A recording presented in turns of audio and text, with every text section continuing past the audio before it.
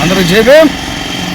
ఏదైతే ఈ నెల 1వ తారీఖున సుప్రీంకోర్టు ఏబిసిడి వర్గీకరణకి అనుకూలమైన తీర్పిచ్చిందో దానికి వ్యతిరేకంగా ఈ దేశంలో ఉన్నటువంటి మాల సామాజిక వర్గం అనేక ఉపకులాలన్నీ కూడా ఈరోజు భారత్ బంద్కి పిలిపించిన కారణంగా అందరూ కూడా రోడ్డు మీదకి వచ్చాం.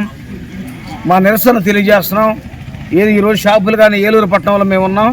ఏలూరు పట్టణంలో షాపులు కానీ ఆర్టీసీకి కానీ వ్యాపార సంస్థలు కానీ అందరూ కూడా సహకరించాలని కోరాం. ఎవరైనా ఎట్టి పరిస్థితుల్లో మా నిరసన ముందుకు తీసుకెళ్తాం. ఏదైనా ఐక్యత ముద్దు ఏబిసిడికి వర్గీకరణ వద్దు అనేటువంటి నినాదంతో ఈ రాష్ట్రం అంతా కూడా తిరగడానికి మేము ప్రయత్నం చేస్తున్నాం. మాకు న్యాయం జరిగే వరకు కూడా మరి ప్రభుత్వాలు ఏవైతే ఉన్నాయో ప్రభుత్వాలు పునరాలోచన చేయాలి.